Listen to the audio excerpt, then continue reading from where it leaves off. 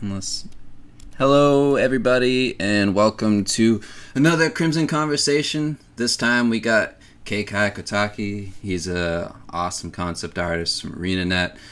You've probably seen his stuff everywhere, and I'm sure that you love him like we do. Hello, Kekai.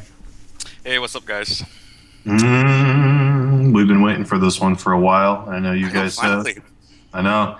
There was a lot of reasons why we delayed it. We're going to cover some of them in the interview. So thanks everybody for waiting, and of course thanks to Kekai for coming on and doing this. Yeah, it's going to be No good. problem. More than happy to be here.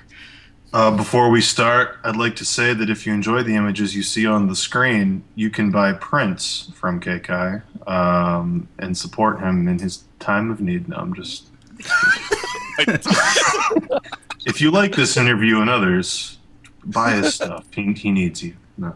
You really do, though, have prints for sale. No, yeah, he's got prints. He's got prints for sale now. You can get them in like small, medium, and like extra huge. Like, how big do they get? 24 by 36 is That's large. Yeah. huge. That's fucking awesome. Hey, wait, can I buy the one with like the Tremors dudes on it? I haven't made that a print yet, but I will 'Cause eventually. I will buy that. Yeah. All So- right, let's get on it. All right. Okay, so we're going to start this interview as we usually start these interviews. We're going to go kind of chronological. We're going to start at the beginning, get into his professional career, talk about what's going on currently, and then do some random questions with some of the stuff you guys asked on the forums.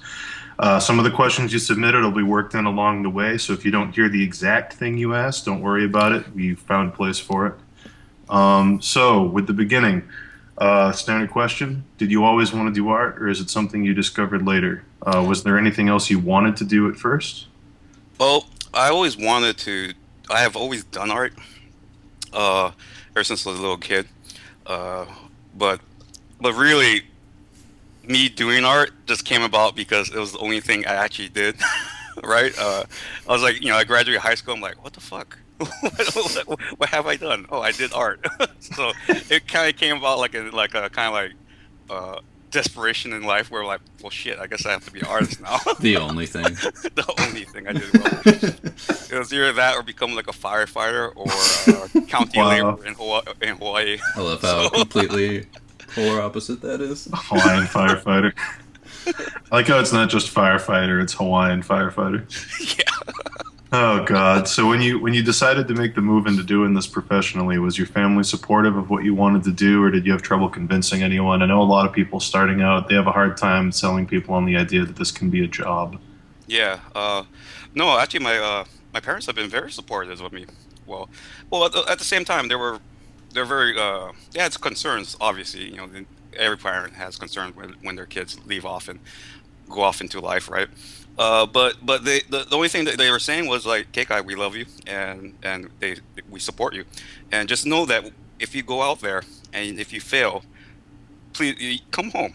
I mean, like, we love you and stuff, and so that gave me like a nice, strong backing in terms of me going out into the world and making a life for myself. So they just had that. They just felt like, hey, Kekai, you're gonna go out. You're either gonna succeed or fail. Either way, we love you, and if you need to, you can always come home. Home is always here for you. So, Well, good for you. so yeah, they were very good with that. And again, just gave me a nice like background for me to be able to pursue this, even though I really didn't know what the fuck I was doing. but yeah. So, No, that's good, though. In terms of like that, was it always your idea to leave Hawaii? And Yeah. I figured that out kind of like, in high school, just like, a lot of people from Hawaii actually go through this where it's just like, it's the rock, it's the island, right? Yeah. It's actually like, even though it's Hawaii, it is just like you can drive around that stuff in like 3 hours, right? And it does get kind of isolated in there, and people just have to bounce out to the mainland. Either for like college for a few years, or and then they come back, or they make a life here, like how I had. But yeah, it's just a natural thing where it's just like gotta see the world.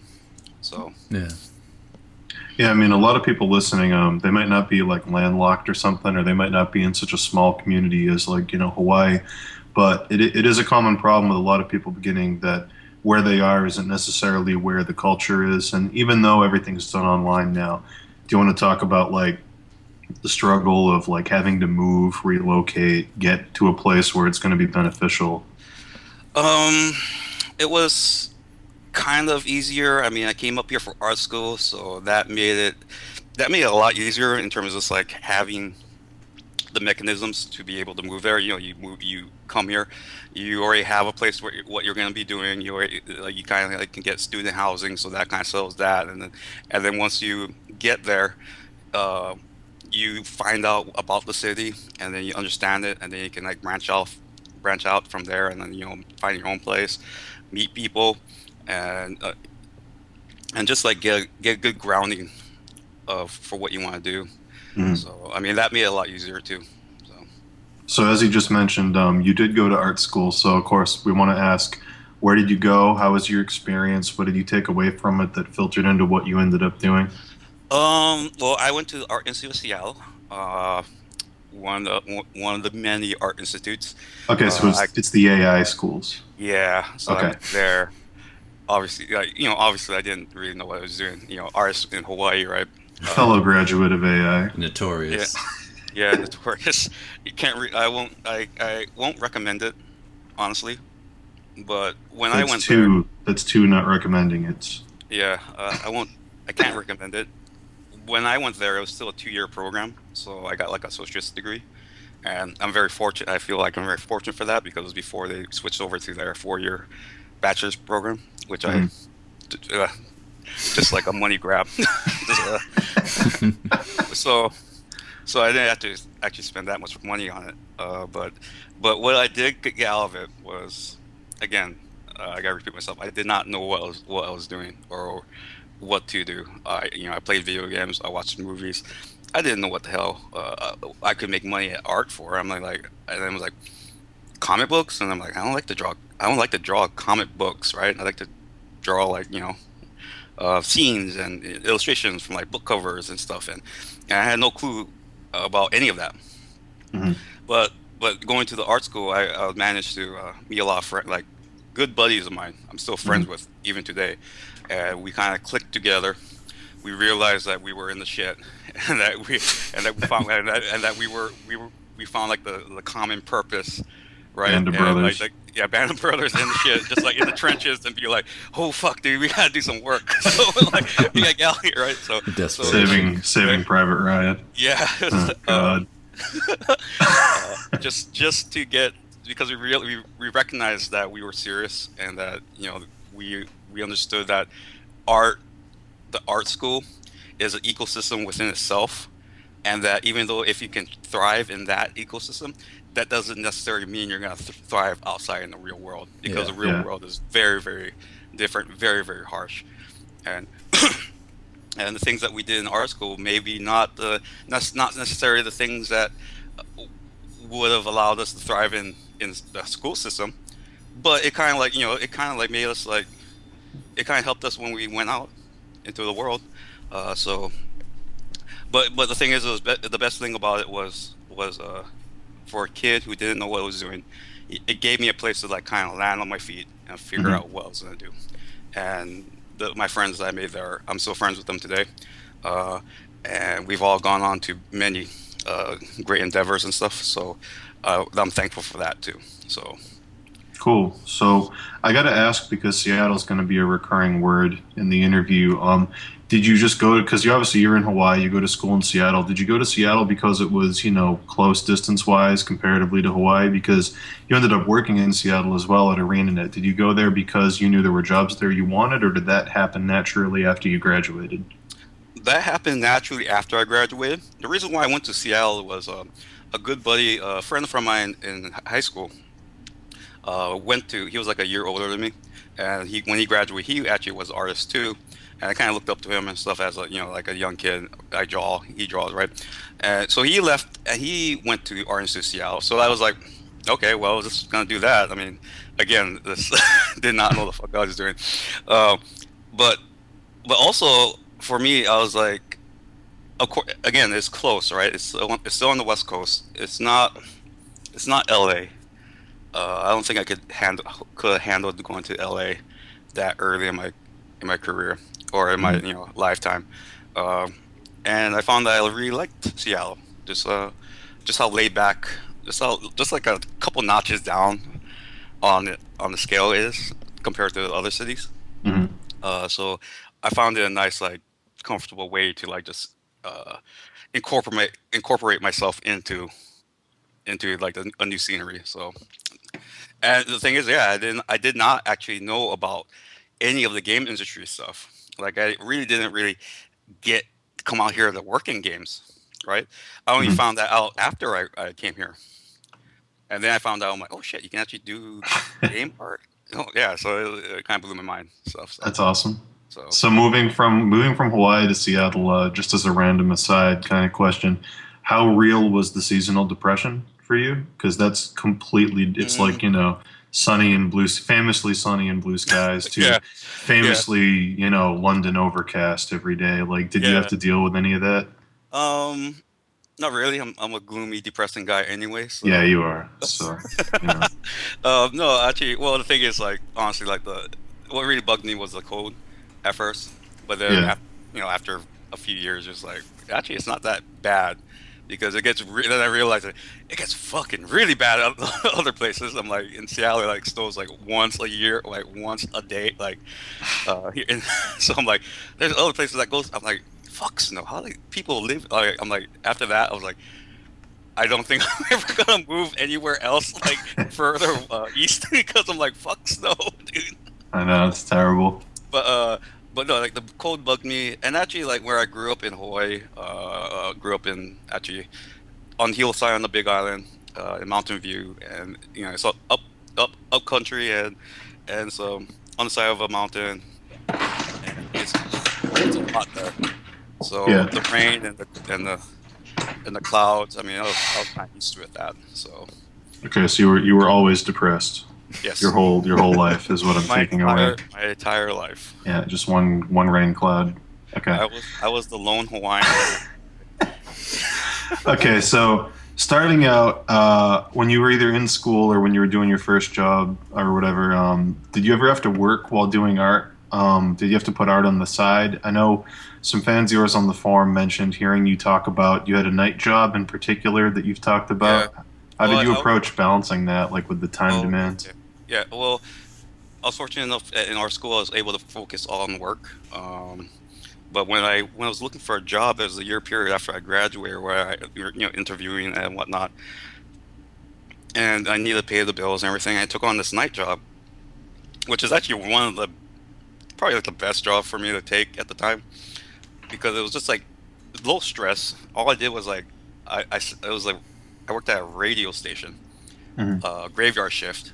Basically, when everybody they just needed whenever uh, all the stations go on autopilot for the late night. They just need a guy there to sit there and just like make sure everything is going on, Mm. right? So I just check it every hour, just like make sure all the tapes are going and shit. Hmm. And besides that, all I could do was just like sit down, do art, um, and just practice and stuff. So it really wasn't really that hard in that sense because it was so low stress. I just like I could just do it. I actually watched a lot of like original Star Trek on the Sci-Fi Channel at like 3 o'clock in the morning. It's like, and then I watched like Kirk and Spock and everybody else just bang their way through the universe, and it was like, wow, this is awesome. But yeah. So and then after that, I actually just got my first job at Arena. So I mean, it was a very short period Cool. when I look back on it. So So, how soon after college were you going to work at ArenaNet? I graduated in September 2002 from AIS, Hmm. and then I got my job at Arena November 24th, 2003. So it was about a good Wow. year or so of me Crazy. just dicking around and trying to figure out what I'm going to do. So So when you were starting out, when you were drawing a lot and stuff, who were some of the people working that inspired you? Who were the people that you maybe were emulating or looking at? um, I remember a lot of Ashley Wood, Mm. a lot of Yoji Shinkawa.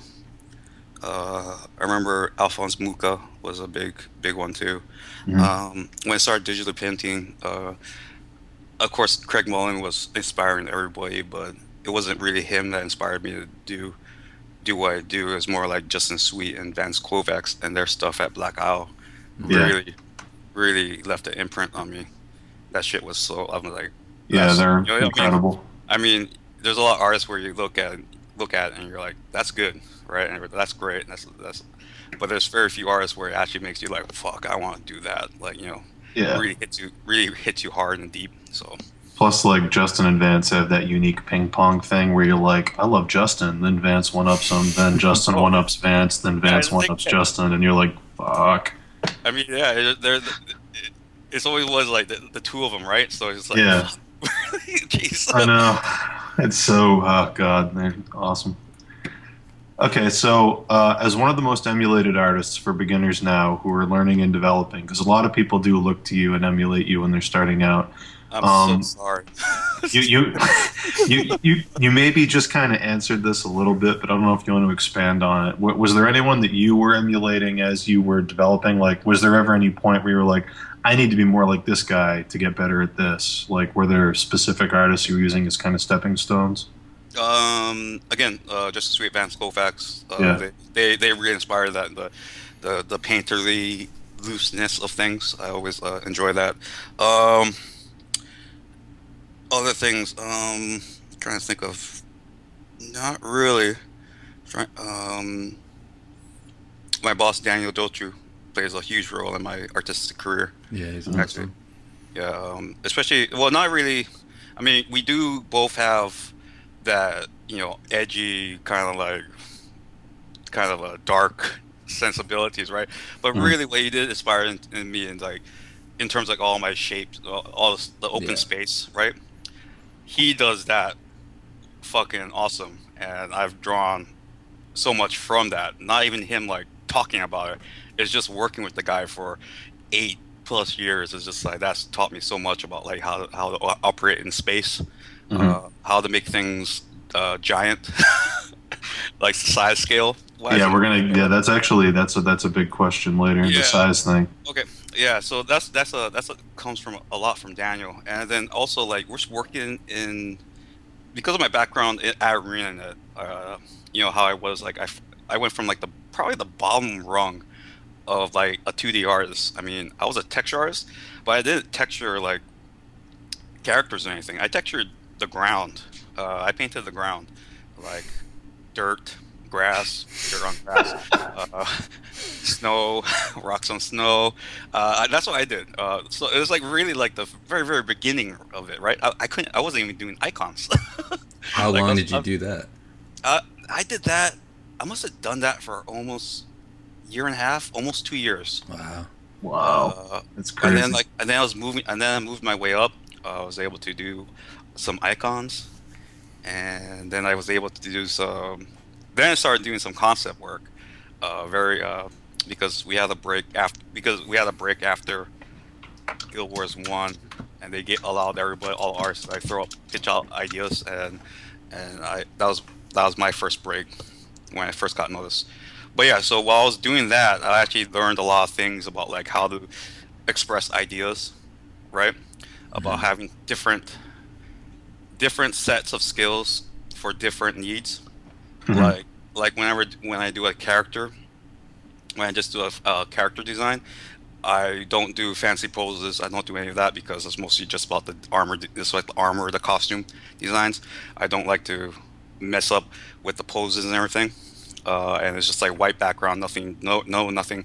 Just get the idea there down.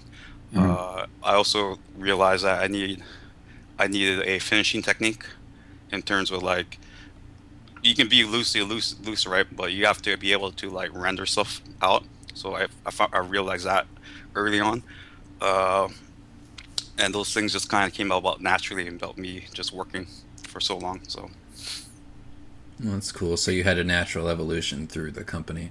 yeah, as I worked my way up through it, because I came from, I started at the bottom and I worked my way up and stuff. So all these like ideas, I was fresh and new, didn't know anything when I first Yeah. started, and then I kind of like had to think about like, okay, do this, do that, how to, and like when do you save the big epic pieces, right?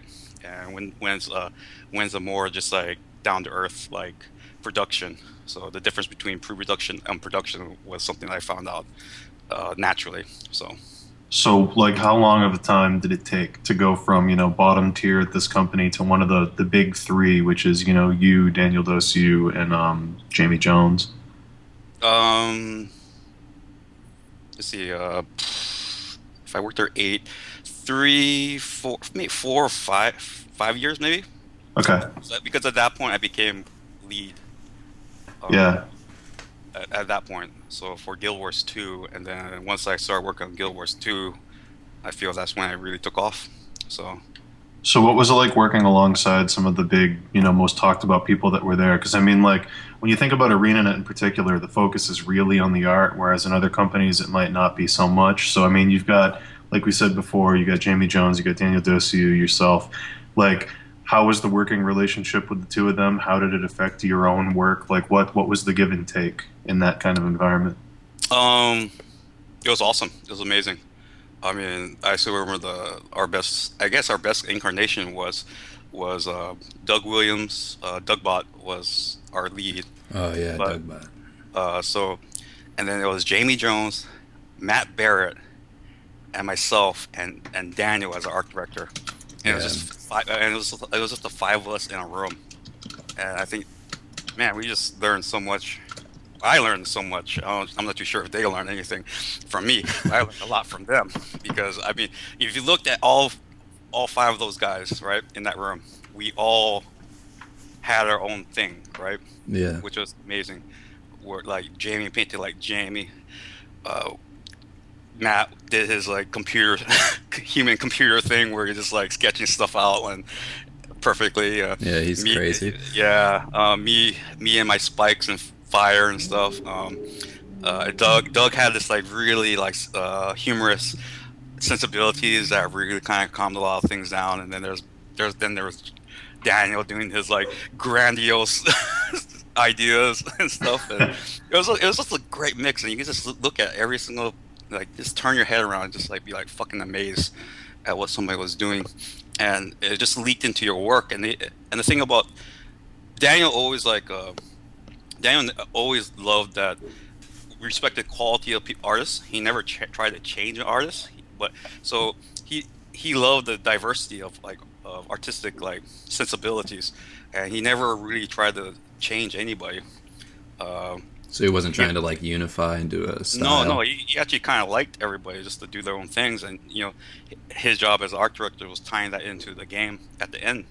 So, but at the front end of it, he was just like, do wherever. I mean, he was just like, so it allowed us to, and then it allowed us to kind of like take leak in other people's works into our own, while at the Hmm. same time maintaining what made us us. So, That's like awesome. me and Jamie, we played off of each other for a very very long time. Jamie taught me a lot uh, in terms of like the thing about me and Jamie is like Jamie paints beautifully, while I'm just meaner than him. That's right. I'm just meaner than him. So what Jamie taught me was like how to make things beautiful, like the styles, the colors and stuff, and He taught me how to appreciate life. he taught me how to appreciate life. And then he always tells me, he's like, dude, like I gotta look at your work because like all my guys are it's like not kind of like pussies. He's like, I gotta look at your stuff to put more like testosterone inside of it, and so that's how we play off of each other and stuff. And it was a great working relationship. But That's awesome. like So, most of my critique was like make the sword bigger. It's so stupid. It's so stupid. Like, well, how am I supposed to help Jamie Jones do something? It's like, oh God. uh,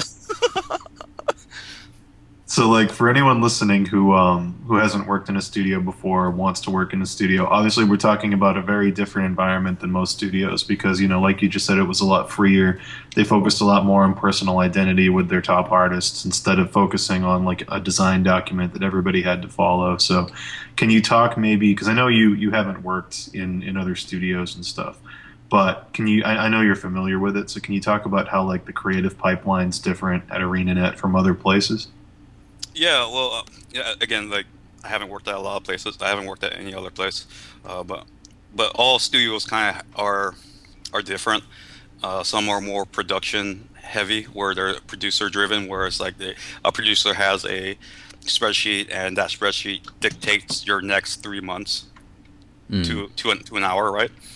Some places are more ad hoc, right? Just throw a team together. Everybody's idea is just like has weight, and you kind of have to compete that way.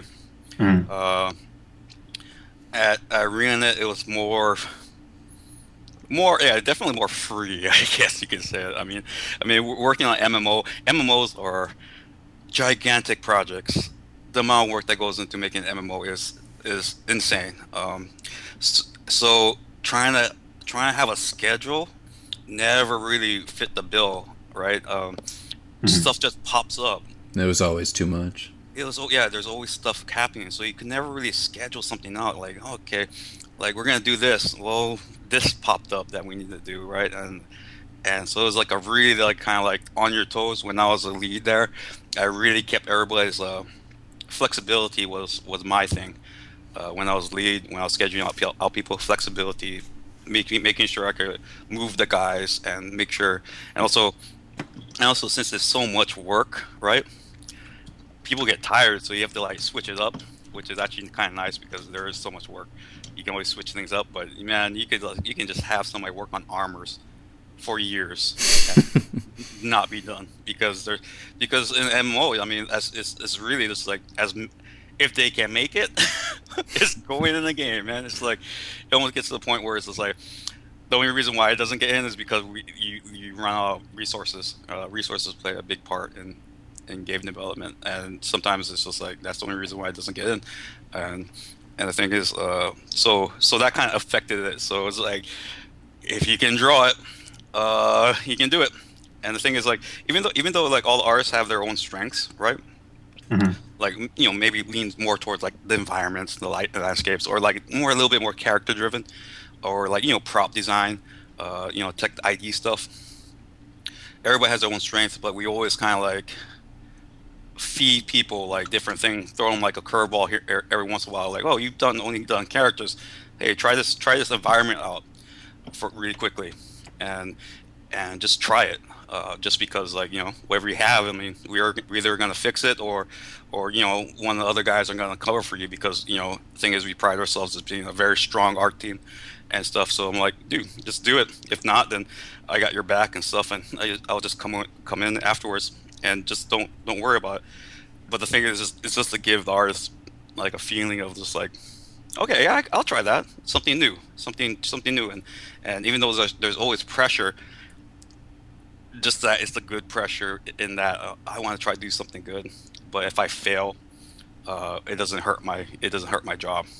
And stuff. So just doing that and allowing people to grow that way. I mean, that's how I did it. I mean, I was a character guy. All I did was draw characters and stuff. But slowly but surely, I was able to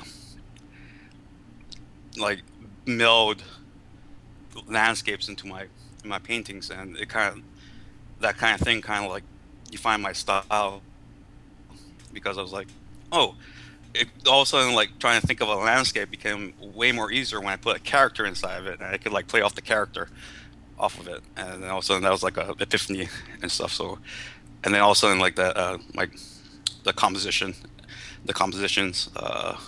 looking at Daniel's work, reading a couple books and stuff, really played into that and developed what I did.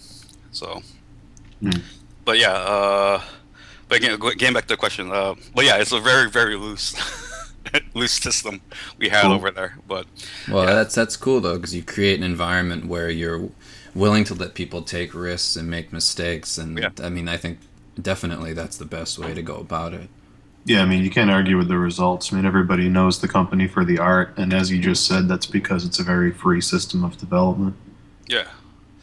Okay, so from that, seeing how, this is kind of a weird question, but seeing as most companies don't usually put artists on the kind of pedestal that, ArenaNet did, What was it like working in a scenario where the artists inside the company kind of became celebrities? And what we mean by that is like, in most games that come out or most companies, like, Blizzard, everybody knows Sam, but that's it. Yeah, It's yeah, like other big companies, they don't even know the names. Blizzard's probably the only company yeah. I can think of where they know the lead's name. So it's like, what's it like working in a company where the art and the name is seamless? Because when people see your work or Daniel's work or Jamie Jones's work, they know you. Yeah, They know especially in you, the the name. community. It's a big part. Yeah, they know the name, the personality. Like that's really one of the only companies, or one of the only things that's happened within concept art where the people are really known for themselves. It's not Yeah, just like here's the concept art by some nameless guy. yeah. Well, the thing is, like the reality of it is companies don't like to do that. Yeah, They don't like to create rock stars. Like why would they want to promote somebody like that and then all of a sudden just leave? Like, oh, I got too big for you and leave. Like companies don't like that. Yeah, they don't want to They have an identity like that. yeah, they don't want some they really are protective of their IPs and their ideas. And they don't want somebody else just like making a name off of itself and taking off. Right? I mean, that's the reality of it. So it is rare. It is rare, and the thing is, that it came about a lot internally. It came about a lot where the artists had to prove ourselves in that we do this really really well. hmm And the thing is, like, I guess it was like when it was like me, Daniel, Jamie Jones, and Matt. When we were like kicking it and really is forcing the issue and stuff. I mean, Daniel always like kind of like entered all these contests, right? The books, Spectrum, that stuff, and he hmm won tons of awards. Mm. And I always loved it because I could look at his desk and see his like 5 or 6 Spectrum awards compared to my two. Like, damn it, Daniel. But but yeah, so the thing is, like, I followed his lead in that, and then I start entering and putting my name out there too, the same way he did. And the thing is, what like kind of came about of that was, holy shit, marketing has a bullet point. That was the key. That was the key thing that came about was creating a bullet point for marketing to be able to promote our game. Like, Award-winning artists. yeah, award-winning art, and that's how it really came about. right. Whereas like this is what we like all of a sudden it was like it clicked and it became one more thing that we could sell our game about was that we have fucking amazing artists. That's cool. And and and really that's what happened, and we stuck around for quite a while. I mean, so um, So yeah, that's really cool. Like from that, was there ever a turning point where you realized, or like you became self-aware? Like was there some particular event you went to? Because obviously, you're working in studio, you're doing freelance on top of it. Probably, you don't get out a ton. Was there some particular workshop or gallery show or something you went to where you realized, oh, we're an entity now? Like mm, everyone knows who we are. Like, was that weird? well, I don't know. I'm well. You guys know me. I'm not actually that type of dude to actually be like self-aware about that stuff. Yeah. I Right. don't. I never really have expectations about whenever I meet somebody about you should know who I am. Just whatever. I'm Kekai. If you recognize my name, Yeah. that's cool. But um, I don't know. It's just like it's well, just past last year at Cologne, I had to draw like some dragon tattoo on this girl and stuff, and this looks like stuff like that. but but no, I really am not kind of aware about that stuff. I mean, uh, I don't think it really hits me about Mhm. what is, but I just know that my name is connected to Guild Wars 2, and even though I'm not there anymore, it's gonna be like that for a very long time. Well, I So was more I was more like talking about like how weird it can be sometimes. Like you're working with the same group of people, and then you go to like a workshop or like a convention, and everybody knows the group you're with, and they're like, "Oh, we all know you," and you're like, "Oh, 600 strangers yeah, all know me." Like it's kind of weird. that is weird actually. Yeah. Yeah, no, that is, yeah, I agree. It is weird to be recognized like that. It's like, whoa, okay. It's like the two extremes of what you do. Like whether you're freelancer or you work in studio, you're with a small Yeah, group of people all the time, and then you go to these random events and you're with thousands of people, yeah, and it's like two extremes of being social. It's yeah, kind of weird to hop between them. yeah. No, Yeah. I agree. I agree. It is weird, but the thing is, also the other one, the other side of that is like the smaller part is like I actually get to meet a lot of people. Uh, I'm a fairly personable guy, even though I do keep myself a fair bit. Mm. Whenever I do meet people, I do like meeting people, and and putting my name out there allows me to meet tons of people, and it's always great to just talk to people and find out, have a good time and stuff. So I mean, that's how I met you guys. Yeah. I mean that's what I do. I mean, it's just like, oh, they know I'm Kekai. Well, I just got I half the problems solved already. I'm just like, all I gotta do is like find out, well, what's up with you? What's your name? so, so, Oh God, we just cut out the first date and we go straight to making out. That's yep. what it is. Yeah. Know So all about okay, you. I know everything. I know about your first job, your night job. No. So at what point did you decide to balance your full-time job with freelancing? You do teaching on the side at workshops, you go to events, you have personal work. Like, how long was the development of like, okay, I've got a full-time job and that's hard to balance. And then it gets easier, so you tack on something else. Then that becomes manageable, so you tack on something else. Like, what was the time frame of doing all these things you now do? Let's see. I guess it was like maybe 2, 3 years ago. I won a Spectrum Silver Award Mhm. for concept art, and that really took off for me personally in terms of doing more freelance. That's when it kicked off. I mean, that's when I never did freelance before that. Like maybe a little side gig here and there, but it wasn't a thing. Mhm. Um, but after that Silver Award, my name really got out there, and I really could just like send out emails and be like, oh, send Irene Gallo an email like, hey Irene, this Kekai.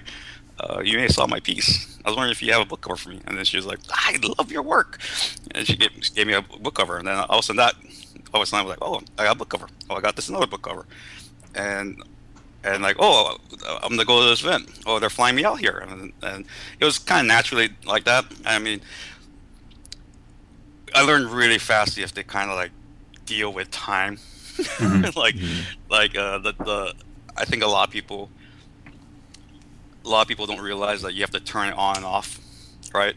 Like you just have to turn it on, right? Like if you Right. gotta do something, you gotta turn it on. No matter how you feel or whatnot, uh, you just have to turn it on, and you just have to do work or like oh you have to wash clothes to go travel somewhere, and you just have to do that, and Mhm. stuff. But yeah, so it's like kind of balanced. Like came it became very necessary to be able to do that. So yeah, it was just naturally, just a natural progression and stuff. So it's like, Cool. Did um, you enjoy that though? I mean, like being a working concept artist, especially like you said on an MMO, you're grinding like crazy to get everything done, and in going home after that and working on magic cards and book covers.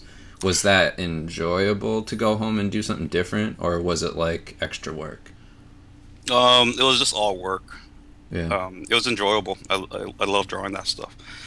But yeah, it was just all work. And the Yeah. thing is, it's just like sometimes you just have to be a little off and just like not be a right human being and just like I'm just gonna work. I'm just gonna grind myself to dust because that's just the mindset you just get into. Mhm. And you just do it until as long as you can. You just pound 40s and draw dragons till you Yeah. can't anymore. That's all you do.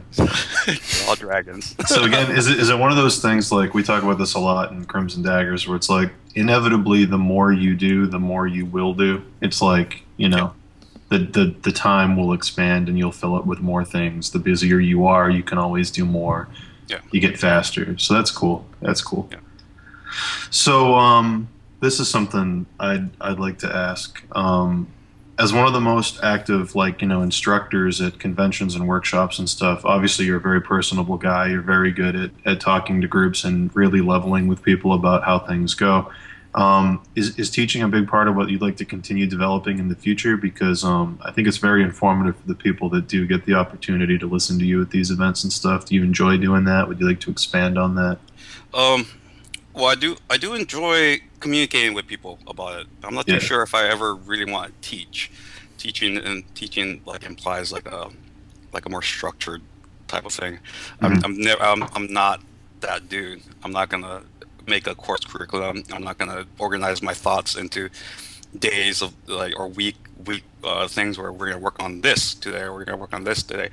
Whenever you see my demos, it is all organic and instinctual, and I've always like been cognizant of the fact that I am just a fucking dog, and I'm just sniffing around the art world and just like kind of like finding stuff and doing it instinctually. And the thing is, I to structurally break that down, I feel would be a disservice to me as an artist to actually do that. But at the same time, as you said, I'm a personal guy. I do enjoy talking to people about working in the industry, whichever industry you want to work in, or just in terms of art. I love talking about that stuff, and the thing is, I love talking to people about that stuff, and I love hearing their questions about it. So that's one thing. So it's like the same thing. So it's like two things, right? That's why I love doing the workshops more, right? Uh, I love doing the workshops because then I go there and I meet these guys face to face and talk to them and see great work, see bad work even too, but just to see that people are loving art and are doing art is very, very inspiring for me, just as an artist, just to see that stuff being done. So it's more like sharing your experiences rather than teaching. Like Yeah, you like this sharing the community and all that. yes, I enjoy that. And the thing is, I don't know, I can't dictate to anybody that this is the right way to do stuff. Yeah. I'll Yeah. share, I'll share my experiences and the way I do stuff. I'm not gonna say I will not say it's the right thing to do. Art is too big, too amorphous to stamp it out and grid it out and stuff. So, but yes, I will share about my experiences, and what you have to do as a student or like a listener or attendee is just like take my experiences and like use it as a framework and be like, how does this compare to my life, right? And Yeah. you take what resonates with you, and then you go on from there. Like I'm not gonna tell people, be like, no, you gotta do this, and you can put more spikes. There's a ratio of spikes to flames that you have to do and stuff like that. So, or like put a dragon in it. So Mm. but yeah, so that's my thoughts about teaching and workshops and stuff. Just know that I'm always going to be around for people and stuff. So Yeah. That's good enough. So if anyone's listening and wondering, you're gonna be at the workshop SF with Massive Black in August, and I think yeah. later this week you're gonna be at a workshop in Sydney, right? Yes, I'll be like later on this week. I'll be in Sydney, Australia, for a workshop, and actually it's going to be actually a longer workshop. It's actually going to be a real workshop. I'll be doing about 5 days. Wow. Wow. 5 days.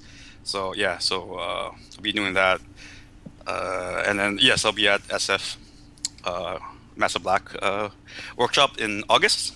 Cool. So if you missed the last year's one, I think everybody should go out and check it out. Yeah, again, can't plug the workshops enough, guys. If you're still on the fence about doing this full time, or even if you are doing it full time, these workshops are the best way to remotivate yourself. Yeah, take it from me. I'm just full-time freelance at home, and being able to see people is a privilege.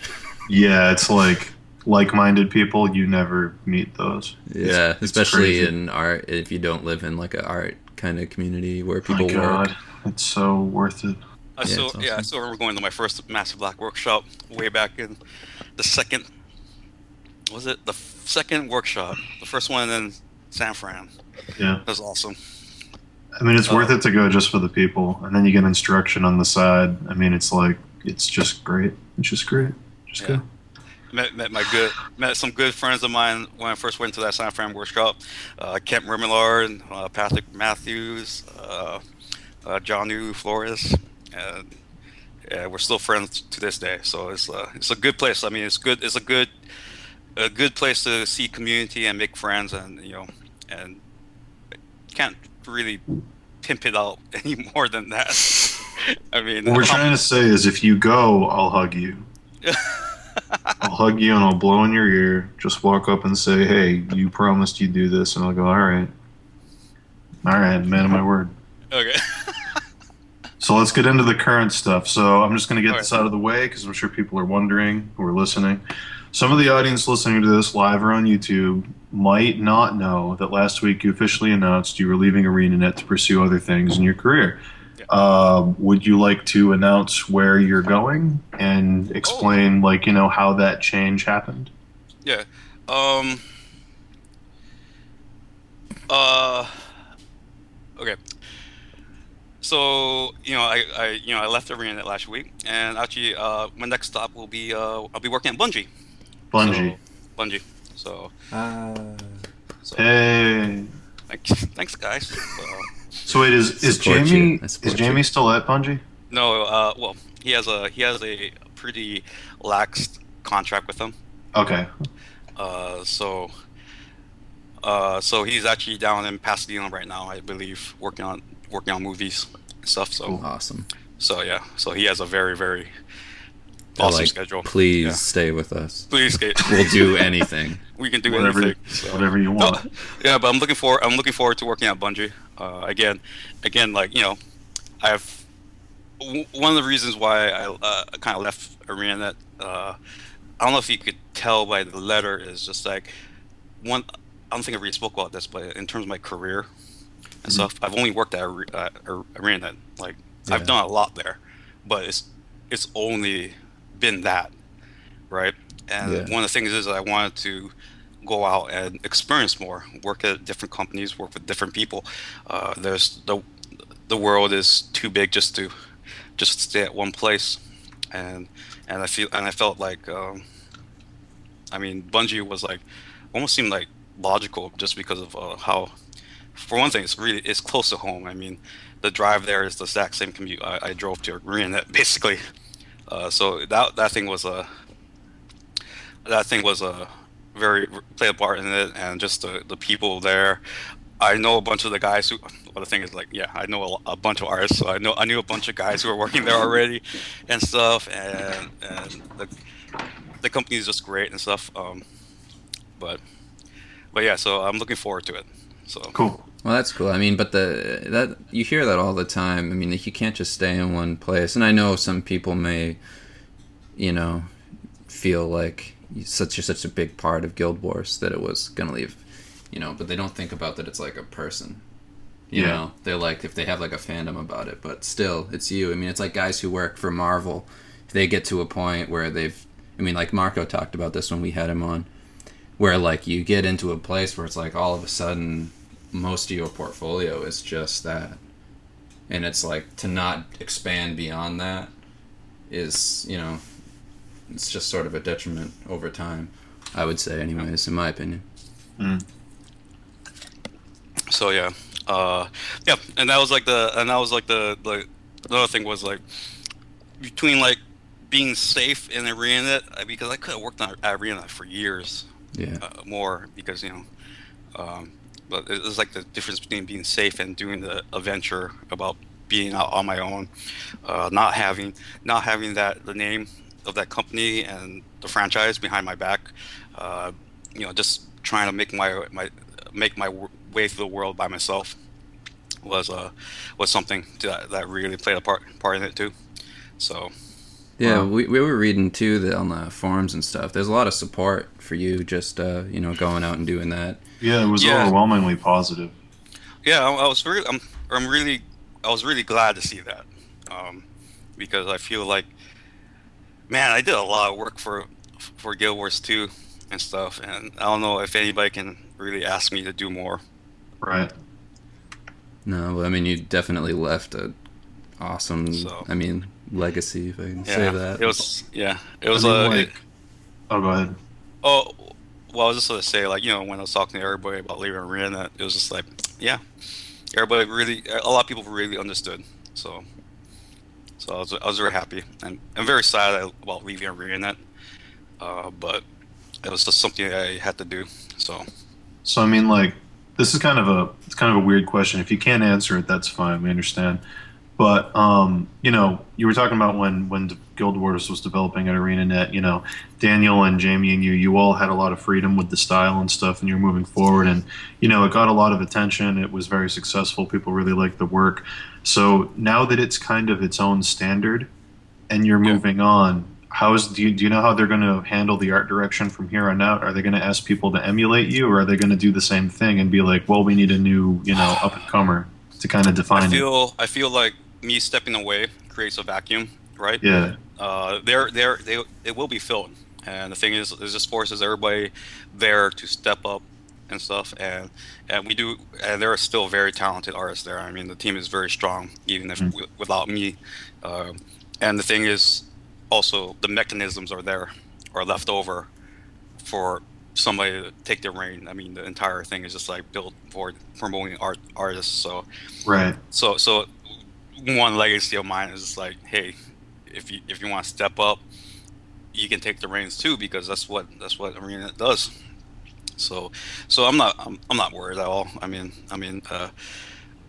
They're so I'm just like happy. I'm just like looking forward to seeing what they're gonna do. So That's awesome.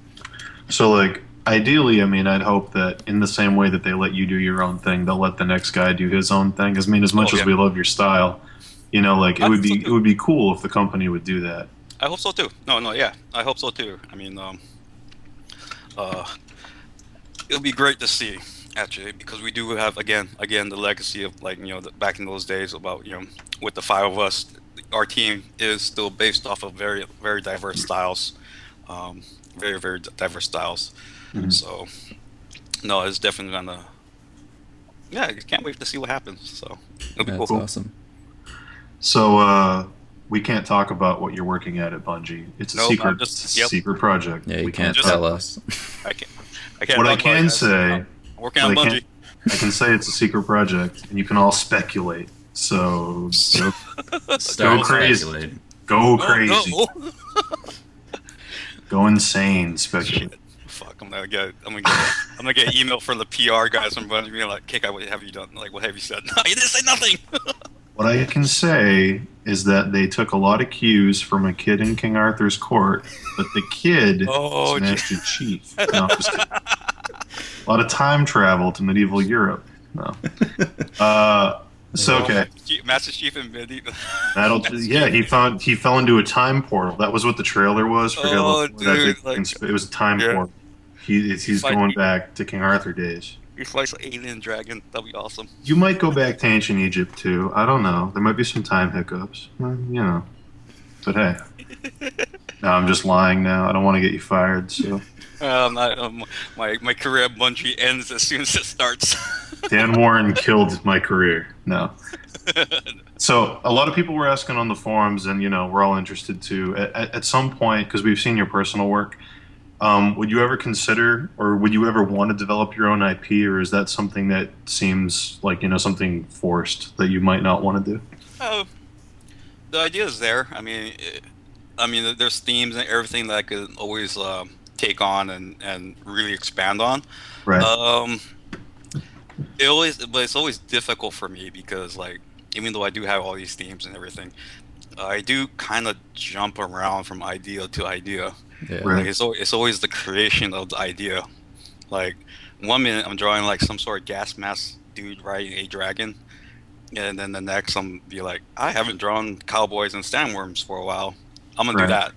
Yeah, I like that a lot though. I mean, I like Uh, the idea that you jump around into like different worlds because it like the way that you design like your image. Like I'm looking at the one that we have up of the cowboys and the sandworms you just Yeah, mentioned. it's awesome. It feels like a world that you already developed. And that's what I like. It looks like a glimpse into something that I'd really love to see more of, but it's almost like that's enough. Like that's such a cool glimpse into it that it's enough to like Yeah. tease you, but It's Yeah. not like explained or anything. It's just really cool. Yeah, yeah. I mean, yeah. Looking at that spread on online, uh, yeah. I mean, that's the way my mind works. I mean, one moment I'm drawing a bunch of like undead evil motherfuckers fighting a bunch of like badass fucking Viking dudes, and Mhm. then next I'm like, I'm gonna paint something charming, and I paint like a guy holding a girl in a red dress riding a horse through the mountain snow. I'm like, Right. so I mean that's the way I kind of think about stuff. And the thing is, like, since I even though the idea's there, and like I know I could like just go in there and dive deep and go across everything. Um, they're almost too like disparate, and then I always kind of like jump to the next idea. What's cool? What's the next interesting idea that I have in my mind Yeah. that I want to do? Yeah, whatever It's makes like- you excited. Yeah, Yeah. so develop my own IP. I could do it, right? I mean, it's like that trade-off. Like a lot of people don't consider the fact that like they'll see something like the Sandworm piece or like Clash or the girl in the red dress or whatever, and they'll be like oh, I wish he'd expand on that. But the thing is that the pro of doing that is that you get to explore that theme and really flesh it out. But then the con is that it's not fresh anymore. Yeah, And I think a big thing looking at your stuff, like Dave was just saying, is that each one feels really like, oh, there's that moment. That's all you need. yeah. But So, yeah, I mean, like even like the Cowboy versus Sandworm one, I've been drawing that piece over and over again just because I think cowboys are awesome and sandworms are awesome, and 2 + 2 = 4 sometimes. and and uh and the thing is, I'm like, I think about it. I'm like, shit, dude. There's actually some other things. I mean, I was thinking about like, it's America, and there's like a giant wall that keeps the sandworms in, but the wall is not that strong. So there's a bunch of like outriders that have to keep these. They're like basically sandworm wranglers, and they have to turn the sandworms away from the cities. They can't really kill them, but they can kind of like nudge them. So they kind of like this big circle and stuff, and that's what these guys are. Like they're all like fucking like ex-prisoners and shit, and they're just like out there with dynamite and huge ass guns trying to like just turn these sandworms around, nudge them like in a big circle from east to west. But yeah, I mean, but the thing is, like, think about that, and then like I can expand on that, and then like and then like other ideas was like I was like tying in the red dress with the green throne, Mhm.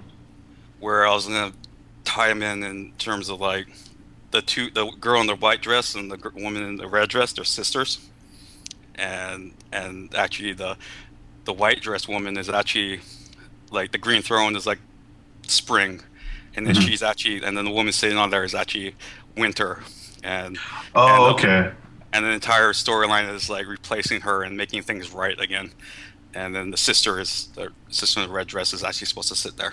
So, and then the dude who's carrying her is like the hero and stuff. So So you do have some themes in the stuff. There are Yeah. some minor story elements. there are minor story elements, and the thing is, like, I could dive into it, but that's the kind of stuff I think about when I do those pieces, where like I got like a broad idea of things, but I just like zero in on that, and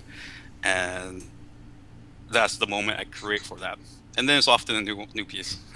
and Oh, that's and cool. new I idea. didn't know you actually had any And like plans for that. Yeah, the new idea and the stuff, and it's just That's cool. naturally, it's just naturally what comes about, working concept art and stuff, where you just kind of like, sometimes the lore is important because, or actually it comes from like actually reading a lot of books, actually, just the natural sense of like the story behind it and stuff, and just naturally that's how my mind kind of like trained itself to think, and then you just kind of like think about it, and then boom, you hit that moment and you paint it and stuff. So That's pretty cool.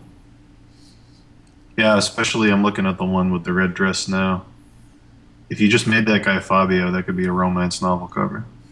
yeah, if there's ever one gig, You should get into doing romance novel which covers. is an automatic yes. it's You should do that. I would love to see that. I would love to see that too, just the polar opposite. Yeah, just jump. Well, it turns out I shot down Bungie. I'm going to be strictly doing no- romance novel covers now. There's God. So I don't normally do this, but I'm getting spammed over here on Skype by Marco Nalor. He wants me to ask you about love. So before we move on to the next section, would you care to talk about love? What about love? as a concept, I don't know. He's just saying ask you about love, so I'm asking you about love. What about love? How about love, KK? We'll just whatever. We can move on. He doesn't feel love for anything, guys. I tried. He doesn't want to talk about it. Doesn't feel any love. He lives under a cloud.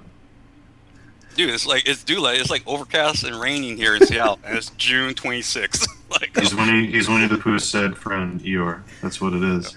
yeah. I don't want to play today. Well, there you go. Okay, we're moving on. I'm just Eeyore. That's my thoughts on love. All right, so let's pick it up from the sadness. I'm going to ask you about something a lot of people ask me about because you gave some advice at the last workshop, the Massive Black workshop, that I use in my crits all the time, and people never understand. I think I know. You know what it is. Oh, So, can you talk a bit about the compositional problems of not putting the penis in the vagina? If anyone's wondering, there's a shared edge problem in some compositions where there's a tangent made by one object touching another object but not overlapping it. And Kekai very eloquently described this at the workshop as being afraid to put the penis in the vagina. So go ahead, Kekai. Well, usually, I feel like I gotta draw something right now, but really, well, that tangent thing is actually about like having like a broad, flat, oblique surface, right, or shape, right, and a line or another element that's very, very like kind of narrow or like very diagonal to it, not intersecting, and basically just stopping right there. It's something that Daniel always like stressed to me is just like, Kekai, whenever you're doing that, don't just let it sit there because it kind of implies weakness and self-doubt. You have to be confident. Man, this is just like with all the penis. When the line doesn't penetrate the oblique, it's impotent.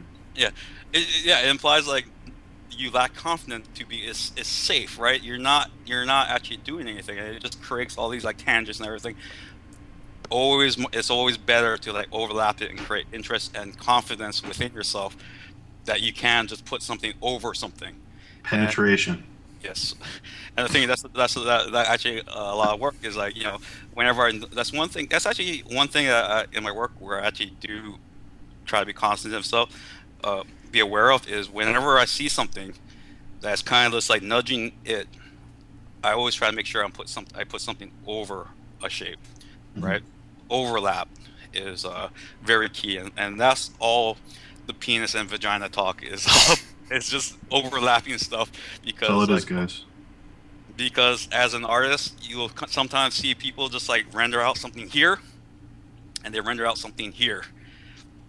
And as an artist, you should be able to render out them over each other, right? Right. So that's the basic thing of it. It's relieving the tension. It's relieving the tension, guys. Yeah. Then as an audience member, you can walk away satisfied. It's the fact that visual tension reflects sexual tension on many levels, and that if two things are hugging right up next to each other, but they're too afraid to touch, everyone just feels uncomfortable looking at it. They're like, just make a move, get it over with. God, just get over, just go for it. Yeah, Kekai, right. I love that term. Jeez. Thank you. Okay, so we're in the random part of the interview now where I'm just asking questions that don't have anything to do with anything else we've asked or questions from the forum. So the next one is you're one of the few fantasy artists who seems to be just as comfortable with character designs, landscapes, incorporating the two, doing big dynamic illustrations. You seem to be able to do all those different things just as well as the others. So was there any one when you were developing that you had a lot of trouble with that you had to really focus on to improve? Because I know a lot of beginners either gravitate towards character or environment, and then they have a really hard time bridging that. Yeah. For me, it was like basically like I started out with the characters, and then I really had to work on the landscape, the environments, and I think you can actually like if I put all my work in chronological order, you can actually see it come about where all of a sudden all my paintings were kind of like amorphous, like clouds and smoke and atmosphere, and then all of a sudden there's like more and more actual landscapes inside of it. And it just became more easier for me to think about it when I put a character inside of it, because all of a sudden the character gave me a point of reference to like kind of line out everything. Um, but with practice, just doing it a lot, I got to a point where I can actually just like rough out. I actually will start off with a quick rough like atmosphere, and then like kind of like basic uh, landscape kind of things. Just like quickly rough it in and then put the character on top of it. But yeah, so I mean, it's a tough thing to wrap my head around sometimes. But with practice and just doing over and over again, and that kind of comes about. You're working at a game company on MMO, you're just drawing shit all day long for years, and then you just kind of like you kind of naturally just figure stuff out and stuff. And then that's what a lot of things when people come up to me and ask me like, oh, what can I do differently? I'm just like, you just have to. You're sometimes they're at a point where it's just like, well, I can't really say anything to you. You're actually to a point where all you need to do is just like keep on doing this, and then you will make a breakthrough epiphany, and you'll be much more stronger for it. So, Cool. And things. So, you've worked in studio as well as freelance, obviously, and even though the studio you worked in was a special case, like we talked about, being very focused on artistic freedom and stuff like that, Yeah. is there one that you prefer and why? Like, can you talk about the pros and cons of studio versus freelance? Because a lot of people, a lot of people have a hard time deciding whether they want to go full freelance, studio, combine the two. Yeah. Well, the thing is, I've only been. Well, I can't really speak on the freelance thing because I actually haven't really freelanced. You mean like alone? Yeah, I mean, I think Dave can attest to how different. So have a discussion. Yeah, you guys should just have a discussion now and address that. Yeah, because like I did the hybrid. I worked at a studio and I worked freelance on the side, which is a lot different because you're not like. Also because like me working at a studio, I'm kind of handcuffed in terms of like what kind of properties or what kind of I can actually freelance on. Working at a studio was great just because you're working in a company and you're surrounded by people, other artists. Again, I work with fantastic, amazing artists. Interaction with people, you kind of like learn. You can see like the behind the scene kind of things, how things actually work. There's a lot of stuff that's very valuable in terms of information and experience to actually see that kind of stuff happening, and then learning how you fit yourself into it. The freelance stuff, I can't really talk about because it's like it's like whenever I had like some time, I was like, okay, I'll do this. So it's just more work. Dave can probably tell more about the actual like the schedules and like working by yourself and just working on crazy deadlines and stuff. I mean, there's some deadlines. There are deadlines at studio work where you have to you can do this in like a day or something, right? But some of the things that happen in freelance are fucking insane. Insane, man.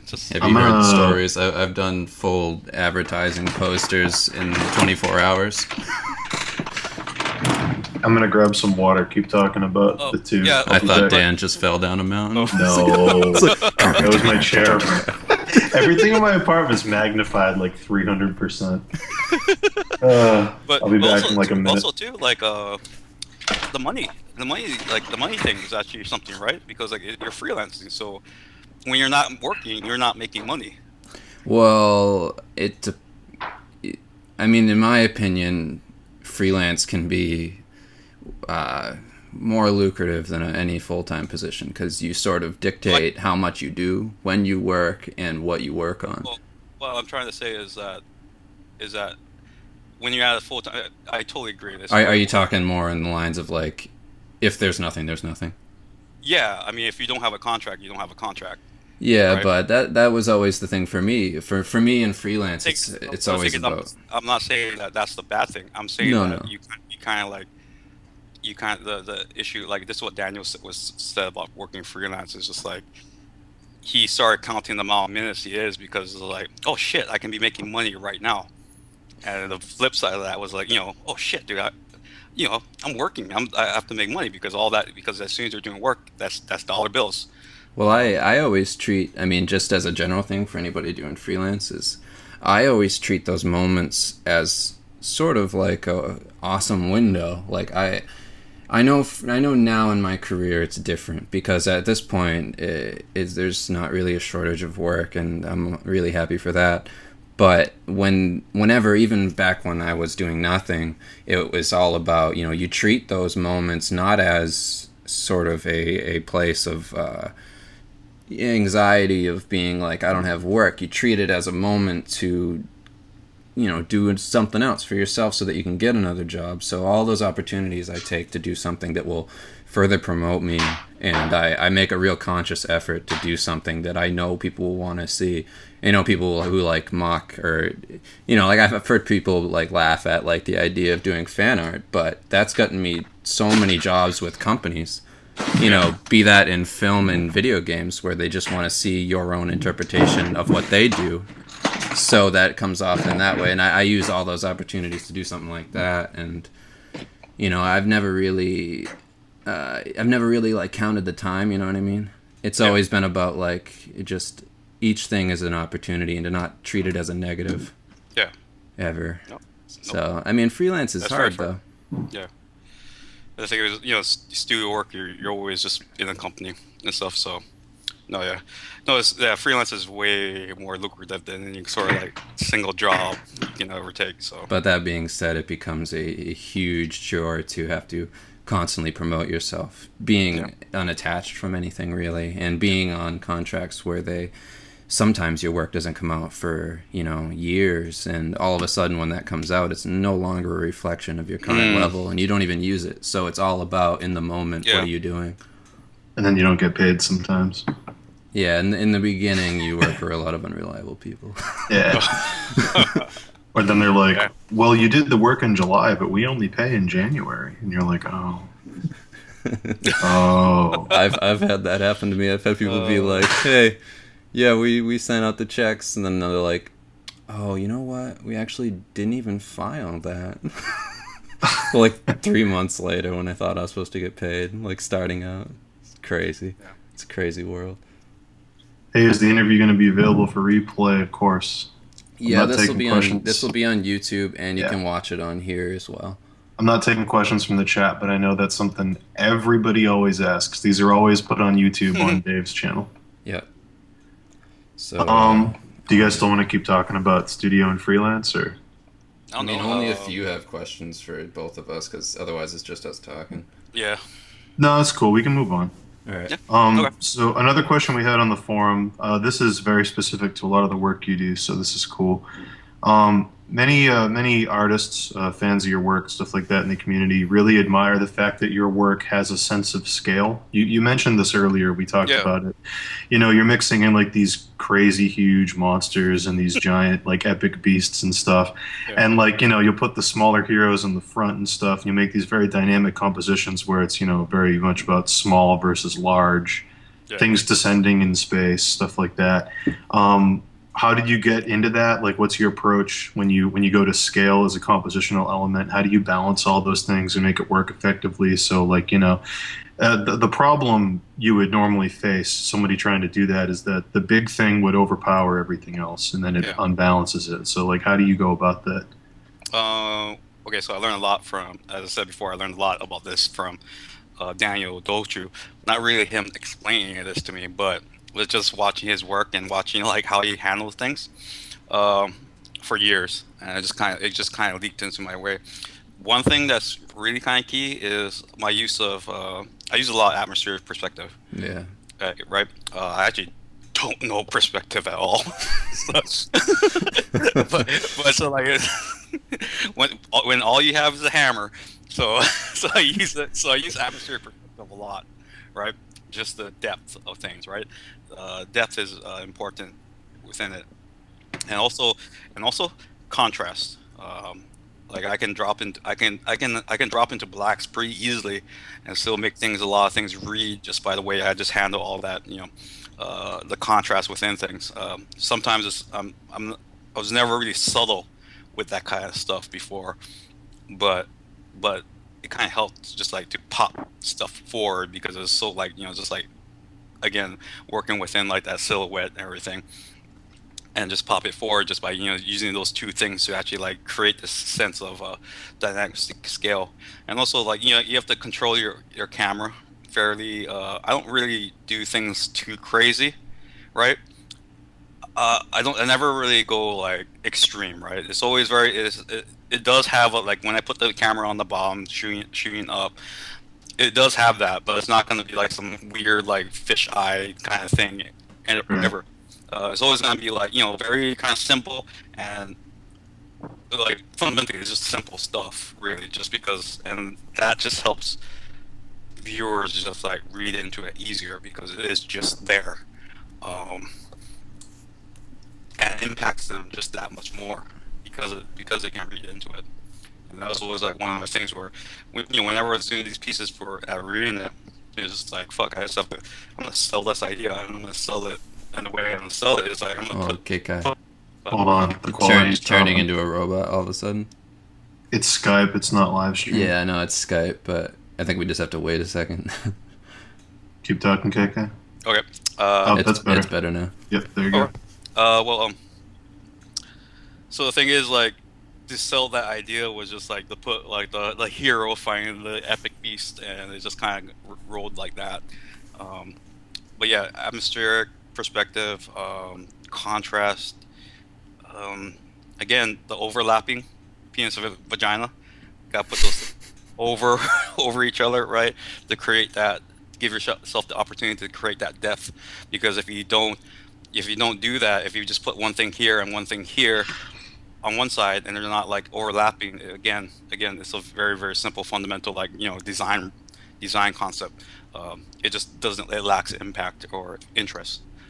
So all those things are just there, and again, a lot of things is like you break it down into like shapes, like so like there's one shape here, there's another shape here.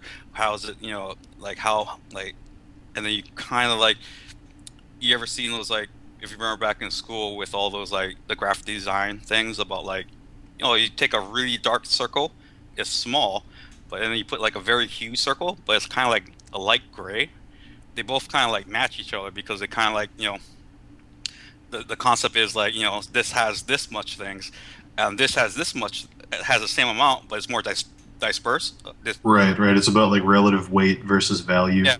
where it's So like when smaller, darker things are heavier than larger, brighter things.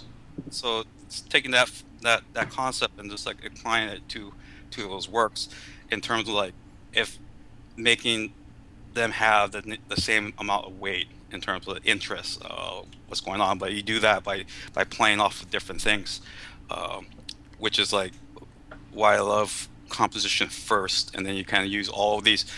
Once you have composition first, you think about composition first. You have It allows you to have all these things, right? Like contrast hue, color, values, rhythm, textures, all everything is are tools for you to actually create those weights, and you play. So like, okay, I need a little bit more here. What can I do? Well, I can add some spikes, and then you kind of like, because I needed more interest or more rhythm to it, so more uniformity. So you add some spikes to it, and then this guy's like, it's not really.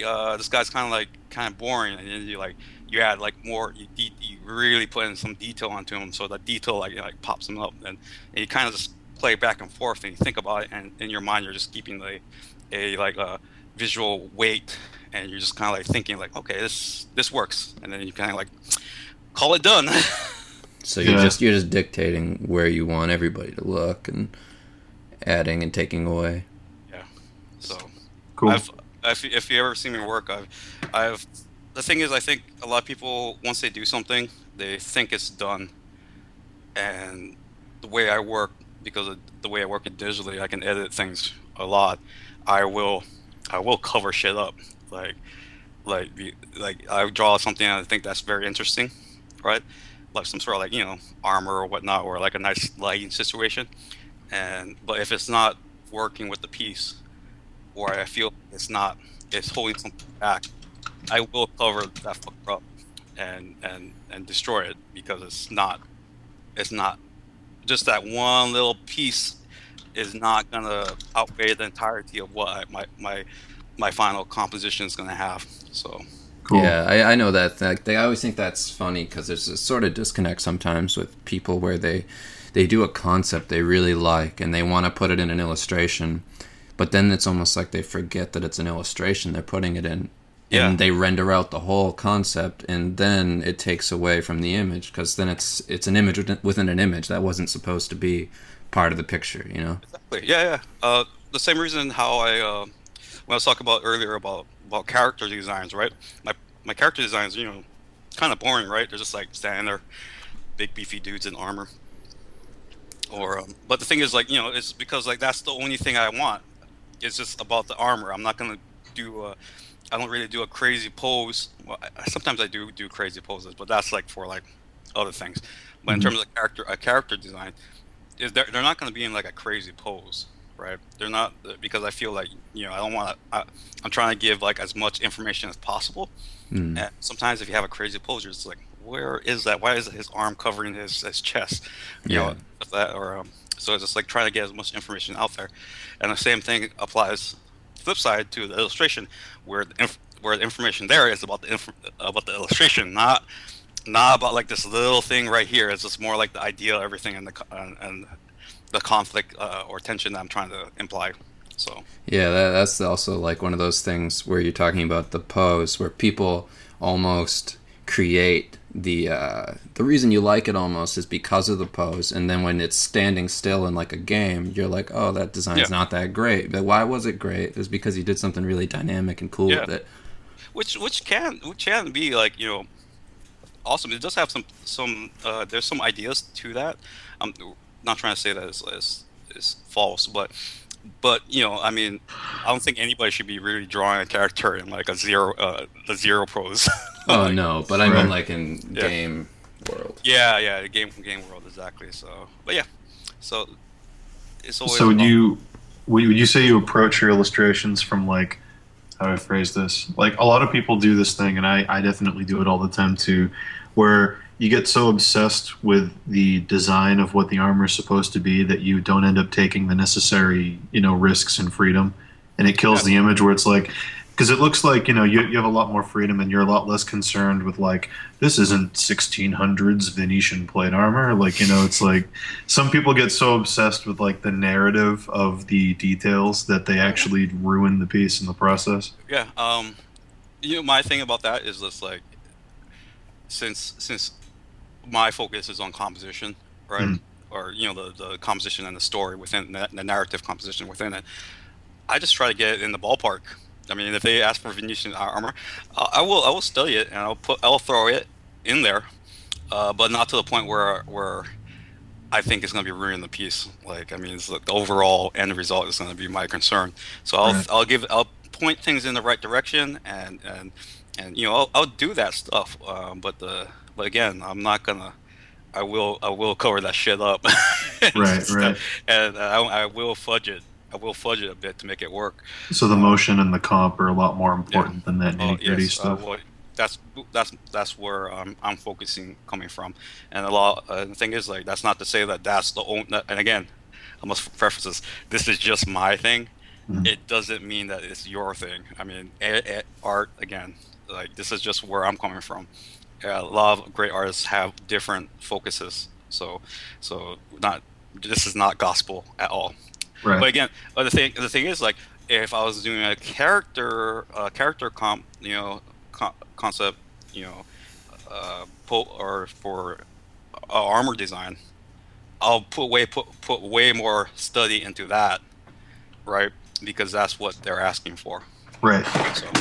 And I just want to say, like, to expand on what you just mentioned, for anyone listening who's new, I know we got a lot of viewers in here today. This is really cool. So I just want to say, for anyone listening who doesn't know, these interviews are specifically about the artist we're interviewing. That's the thing I want to express to everyone.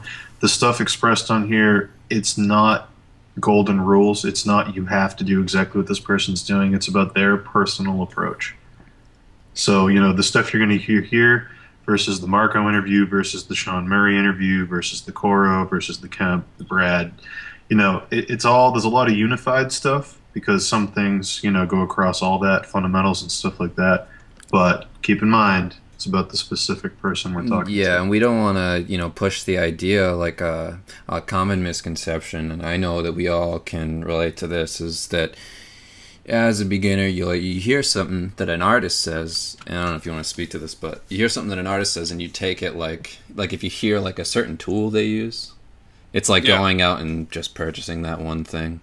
Yeah. It gets a bit ridiculous in the community of like everything that is so they take it to heart, like this is it. Yeah. I think it's one. Yeah, I definitely see that a lot. I mean, and the thing is, it's just human nature, because you see this a lot in many other different forms of.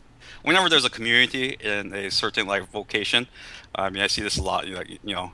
I see this a lot in like fight, like MMA, like fight gyms and everything. I see it a lot in like in my aunties and my cousins, like hula halals and stuff. It's just like they're the teachers, and they say something, and the students take it for gospel, and literally that becomes their entire world.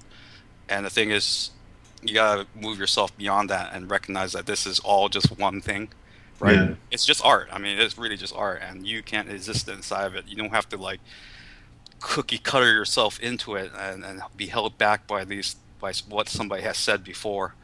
I think it's very it's doing yourself a disservice to do that. So one thing I wanted to say, just to keep in mind, and this is the end of what I'm saying, but just a perspective, if you had seen somebody like a Brad Rigney who does something unconventional, like a smudge brush all over the thing, and he were just starting out, every single person would have told him he was doing it the wrong way.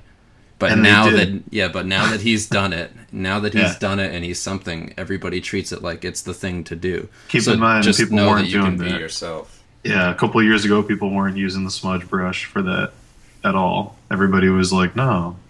Yeah, but that's what I'm saying when we talk about that. Yeah. I mean, it's like an instant thing when people take it for gospel. It's like we interviewed Marco last week, and I'm already seeing people in my chat and on the forums being like, if you want to get good, you got to study Hogarth. I mean, so Marco Derjovic did. You just can just do all Hogarth, and it's like, that's great. But it's like, 2 weeks ago, before that interview, they wouldn't have said that.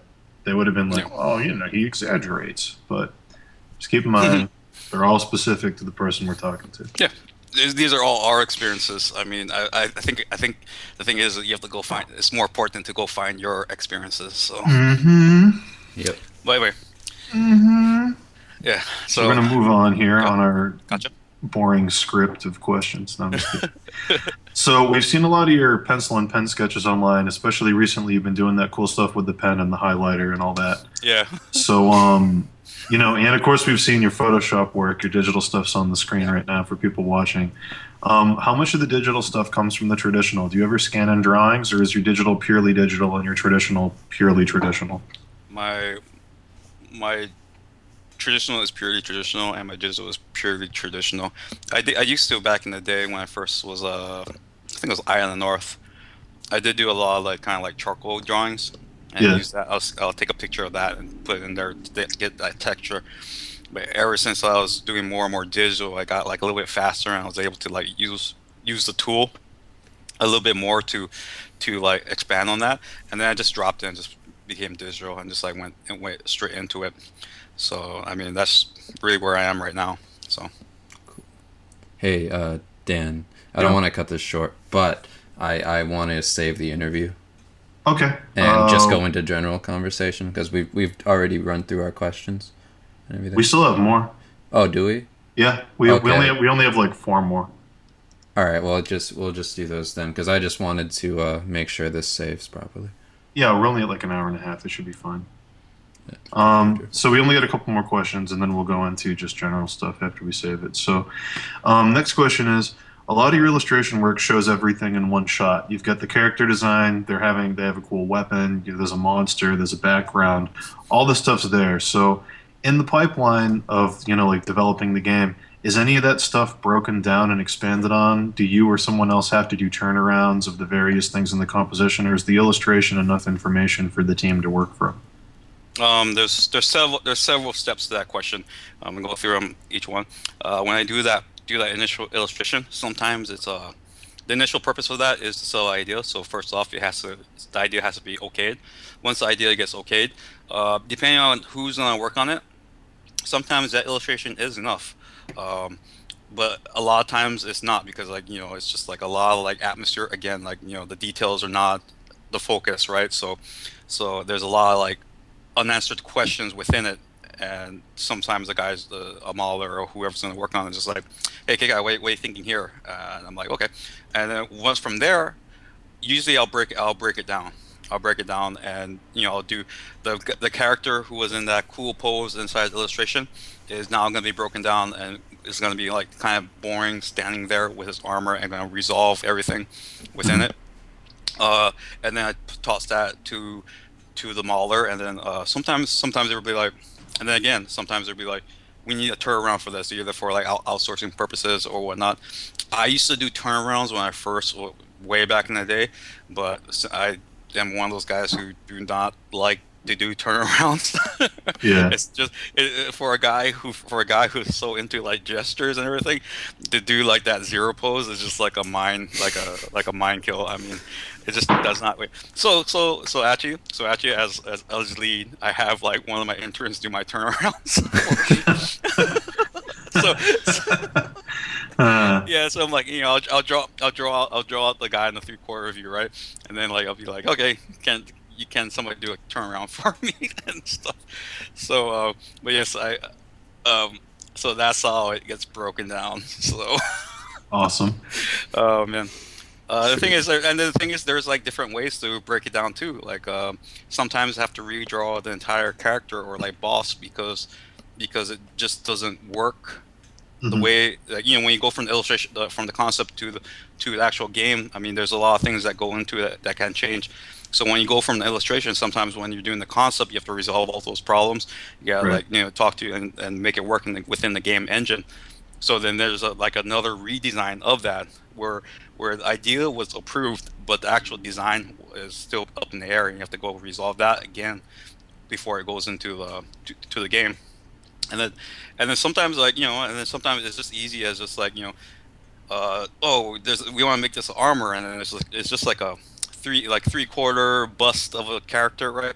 And then I'm just like, oh, just give me a screen cap of one of the races, Hmm. uh, the character models, and then I'll just like cut and paste that thing on there and stuff, and just like fit it, and just like get the pose just right and match it up to the illustration, and just like cut and paste and just like warp it onto there, Just use the warp tool. yeah, just do the warp tool and just like paste it on there and like kind of construct the armor again on It's top of this done. like 3D model, and then for all like the stuff that was not drawn, you kind of just like you just like kind of take that and you just draw on top of it and stuff. And, I mean, it's like sometimes it gets down and dirty, and so it's like, well, shit just has to be done. So It just becomes about the deadline. Just yeah, grunt dude, work. like yeah. So I still like taking an entire day to like or 2 days to actually kind of reconcept and draw out that entire armor.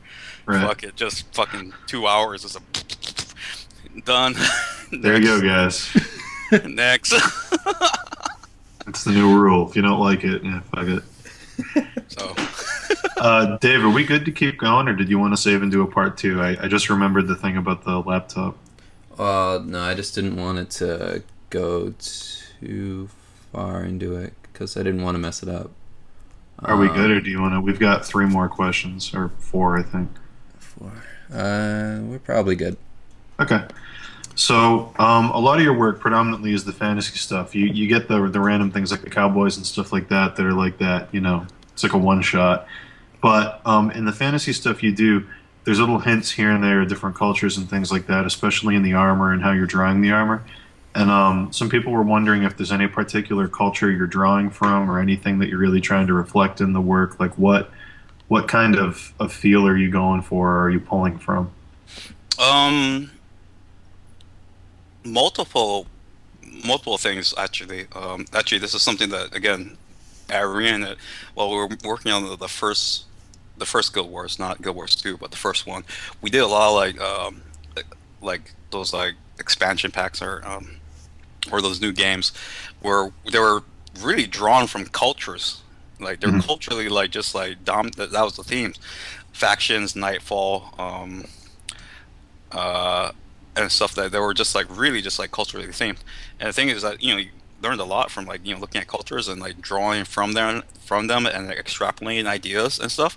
Hmm. I still think the best one was like Nightfall, the way we handled that the African and Middle Eastern, that area, South Europe kind of ideal, North African ideal where we're trying to get that world where and just the ideas like having a lot of like Moorish uh, inspiration and stuff. It just kind of taught me how to like look at stuff and extrapolate ideas and then put it into my work while still overall having that same sense of like, oh, this guy's badass. Well, but yeah, so the thing is like it depends. I mean, most times I'm just drawing upon my amalgamation of all this information which I'm looking at.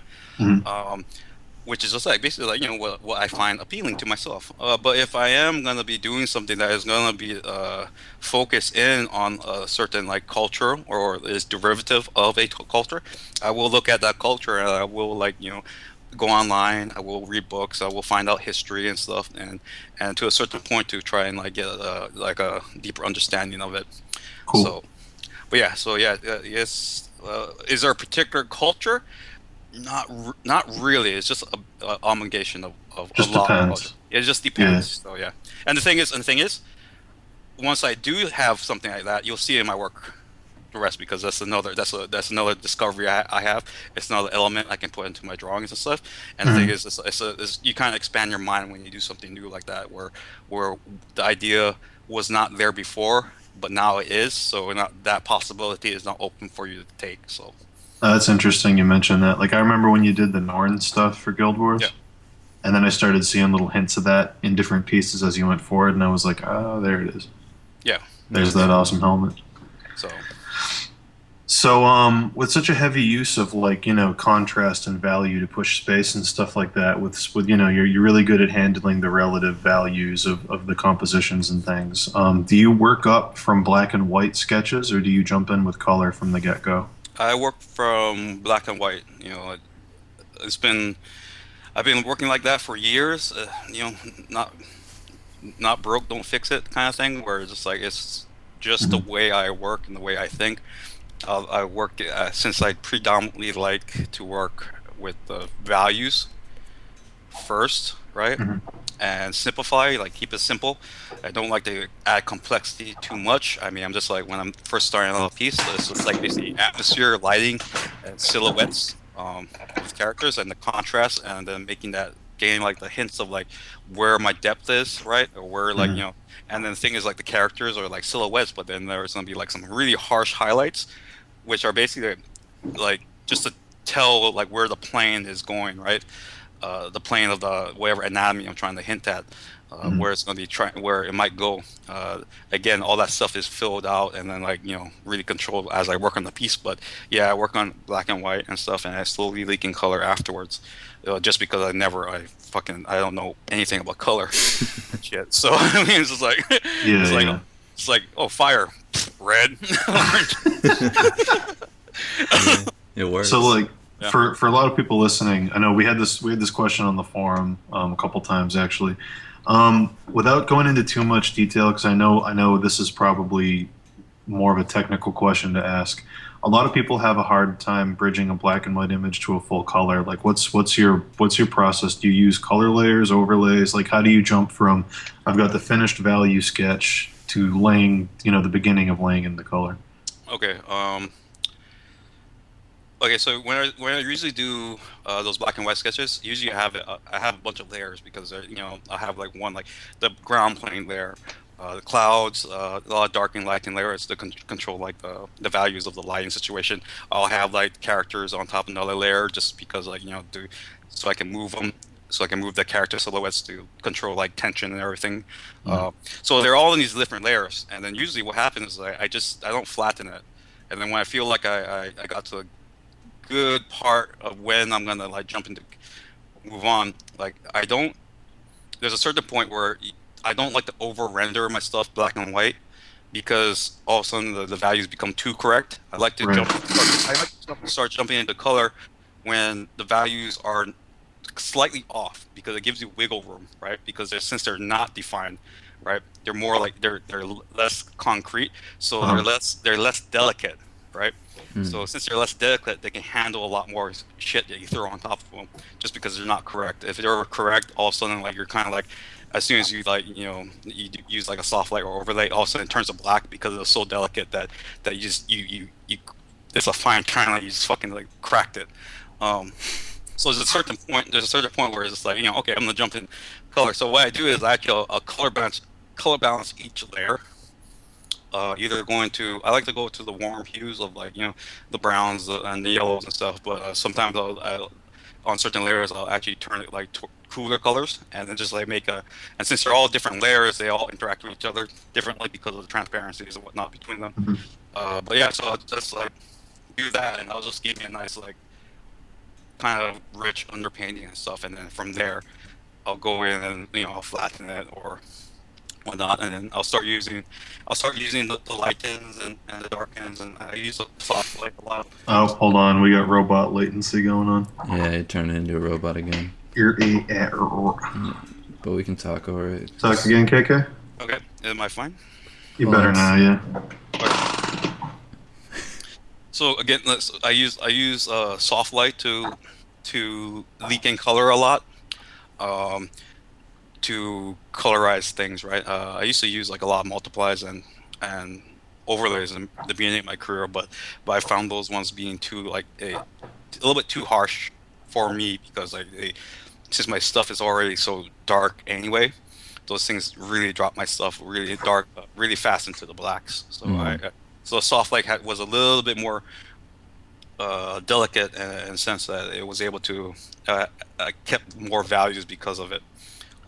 After that, I mean, then since like I have a lot of like darks and lights are over there, I usually go into the lighten and darken modes and to kind of leak in like nice haze or like skies and stuff, and then honestly like to find color, and honestly I was like, if I want blue, I'll just find like a picture of a nice cloud and almost like color pick the blue from there and just like kind of like just put that in there just to like be like just like I want that blue, boom, just like do that.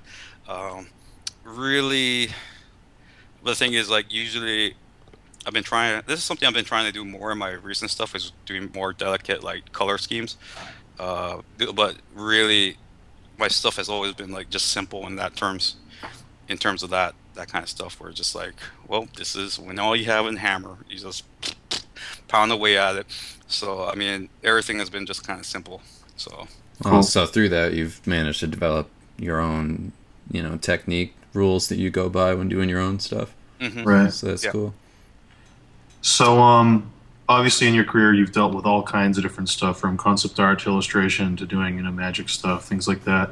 You've tried all different kinds of styles, different kind of cultures, things like that. Are there any particular things as you move forward you'd like to tackle that you feel like you haven't really had a chance to yet, or are you comfortable going at the pace you're at? Um, for right, I don't feel like I have to really rush myself. I mean, there's ideas that I would like to tackle on. Mhm. I mean, I really want to start realizing and painting some of those dudes I've been sketching out. I Mhm. mean, that's one thing, but the thing is, those things all they'll all be done eventually. I feel no real rush to actually be like, I need to do this right now and stuff. I mean, Right. as long as I'm doing the art, I feel like it's enough for me. So I can't ask for anything more really. So Natural progression. a natural progression. So I'm not gonna all of a sudden like just switch styles and and shit, right? Just off a whim or off of some sort of like inane like pressure to do something different. I mean, the thing is like it's already hard enough to do what to be yourself and be the artist that you can be doing this stuff. Why do you want to like do something else just because of some weird like peer pressure about your art and stuff? So all things like naturally come when they do. So Hey, and if you enjoy it, yeah, good. Yeah, I mean that's another thing, man. Shit, dude. I don't know. Everybody asks me like, "Oh yeah, you ever get tired of fantasy?" I'm like, "Well, no. I love fantasy. I know I'm kind of ER-ish about like drawing dragons sometimes, but I really do like drawing dragons." Yeah. So a lot of people want to know if there's any chance you're going to be putting out an art book at any point.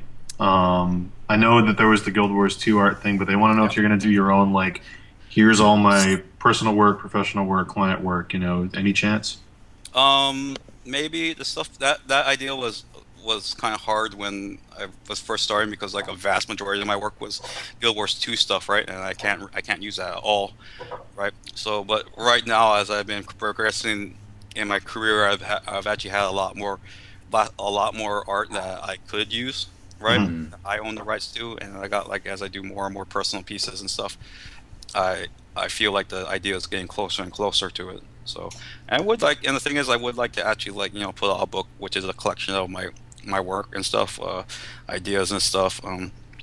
It's something I would like to do, and also I would like to do like a nice like like what Sean Murray is doing with his book. I mean, I think Yeah. that idea is great to create a world and stuff, and link it all Love you, up. Sean.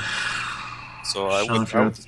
I would love to eventually like come to the point where I'm like man, I can use these ideas and I kind of string them together and then combine my experiences and skill set with concept art and combine that with the actual illustration and actually do that nice art book and stuff where it does actually tell a story and stuff. So Yeah, it'd be I mean, your stuff is, I mean, it's fluent enough, and it's like narrative where like the characters kind of all seem like they could exist in the same world. So I mean, it already seems like you're not too far off from yeah. having that. Yeah, I think there's like right now I'm just hitting all the high points, but I think it will be very natural that I can do a lot of like stuff that can fill in the gaps and create a fairly coherent narrative to it. So, yeah. yeah, yeah, it's something that is in the back of my mind and stuff, and again, this goes back to like being forced to do anything when I feel it's right and stuff. I'll definitely do it and stuff. So. Cool. Yeah, I mean, I wish more. I always say it, but I wish more people would do it. I love people putting out their own projects, especially books. It's just a cool thing. Yeah. I mean, I will say, as much as I love what Sean Murray's doing with his, he did make one huge mistake that I don't want you to repeat. Sean made the mistake of moving to Massachusetts, and I'm gonna stalk the shit out of him. He's gonna be here in like a month, and I'm gonna find him. Yeah. I'm gonna find him, and I'm not gonna leave him You're gonna alone. find 'em. I'm just gonna be there on moving day, and I'm gonna be like, "Hey, hi, hey." You're gonna find him. Be like, he went here, and he went here, and he went here, and you're gonna try and triangulate where he is inside there. He's gonna open his door. Oh, hey, man, just in this house already. What's up? Just walking by with one of the neighbor's dogs. You live next to a really great Chinese place. We should get there. Just rolling my eyes. We should go get Chinese food. I don't know if Sean's listening, but you better watch out. But anyway, so we always ask this towards the end of all these, or actually sometimes towards the beginning. But is there any project ever in the history of media that you ever wish you could have worked on, whether it's movies, comics, games, books, anything? I think we kind of joked around a little bit about this, about being like the caveman. Oh, right, yeah. The shaman 40,000 years ago drawing like a buffalo. Right. But no. Cave dragons. Yeah. Or I don't know. Yeah, if it's all time, I mean, there's a lot of things like art. It's always cool to see like because art only pops up really in culture when it's kind of successful or there's room for it, and you're gonna be like some sort of like weird ass priest or like scribe or something in there. It'd be actually kind of cool to be like within all that stuff. But yeah. So, would I be correct in saying that if you could work on any project ever in the history of media, it would most likely be to go back and be the creative lead on the 1996 cult classic Dragonheart? Dude, as long if there would that be the one? Dude, I think there's yes. I think there's a dragon inside of it. So Would you have cast Dennis Quaid and Sean Connery, or would you have gone with somebody else? Uh, hmm. I think I'll keep Sean Connery. Yeah. No offense to Quaid, but there's a lot You of know. yeah. It's probably the best thing to do. He's Quaid. Nobody Yeah. nobody likes him. Yeah. No, actually, I would like to do. I would like to the Final Fantasy games actually Oh, because cool. honestly, I've always wanted to design those fucking summons Yeah, Yeah. I all could the see time that. because if you just think about it, like You okay, should just do it and sell prints. yeah. Just do a series of summons from Final Fantasy. I'd buy the shit out of that. You know what else happened in the rest of that game or those games, right? But the fucking summons were always something where it's like, well, fuck, what does Ifrit look like right now, or what's Why don't you just do the shit out of that? Like, that would be fucking awesome. and the thing is, it was always like cool because all those designs were like kind of like the stuff that like really kind of like interest me. I'm like, oh, fuck, I could do a fucking dragon. Mm. And I That'd be missed good. that. That was like Yeah. my favorite part about those games. Like the older ones were like you'd have to look for them everywhere, Yeah. but there'd be Yeah. like tons of them. So And the thing is like, oh, Go ahead. I was gonna say that some people were like, oh, would you like to have worked on Lord of the Rings? And be like, yeah, of course I would like to work on Lord of the Rings, but in reality, I mean, there's actually kind of like there's almost like the overarching like it's already designed already. I mean, Yeah, it's there's like, already a how set much- idea. Yeah, how Right. much more can you actually push it, right? Well, I felt like with the fucking summons, they fucking went ape shit no matter No, they're what. just concepts. That's Yeah, the they're cool just like, thing. You can do well, yeah, anything. I mean, yeah, they have like overarching kind of like style or everything, but the thing is, they kind of like matched any world that they were in, and they just went ape shit on it. I mean, the shit that they did were in Final Fantasy 12. I mean, like, Oh god, those were insane looking. I mean, they're just like, what? I mean, okay, well, Yeah, they can do anything, right? So, that game had great art. I mean, even if people don't like that game, had really crazy art direction. and it goes throughout the years. I mean, you think back to like the three or the earlier ones. I mean, there was like little 2D sprites, but Yeah, still, they're amazingly designed, and again, just like anything. I mean, what those games were like a fucking crapshoot in terms of like creature designs because all of a sudden you're fighting like a house yeah. and a cat, and then when you fight, like, so it's like that sort of like. It's sad that I know exactly what you're talking about too. Fighting a house. It's really pathetic that I know exactly what you're talking about. But so there's like there's that flip side. So it's like at one hand, like maybe working on the Lord of the Rings or something, or like the Dungeons and Dragons movie, or Aragon and stuff. Right. But the thing is, but the real thing is like that. Working on something like that where you're just like, did they really? Who actually tells them to do? Like, who actually like tells them like, well, you need to do this? I'm like, how the fuck is this somebody actually do that? Like, That was the coolest thing as a kid when you'd use the summons in the games and it was like Super Nintendo, so just like a JPEG, like a well drawn JPEG of like a monster would appear and it would be like "Meow," and do an attack. yeah. And I just do it and be like, that looks so fucking cool. That's like the only reason to use them was to stare at them and pause the game. Ah, that looks cool. So yeah, there's that, but yeah, and the movie thing. I mean, I haven't really worked in movies, but I mean, the projects there. I guess there is some interest in there, but actually, the Final Fantasy summons. There you go. Probably. Yeah, I'm like looking at your stuff right now. I'm like, yeah, natural fit. It's like, oh, you want something giant? Yeah. Okay. So It's like I'm a huge loser, so I've got some of the statues of the summons, and I'm looking at them right now next to your work, and I'm like, yeah, you would destroy that. so You could own that. yeah, and I know, like the Final Fantasy may not be like the first thing that people comes in because they think of the game, but to be quite honest, doing the art, I'm like, I'll draw that shit. I mean, personally, I'd love to see your take on General Leo, my favorite.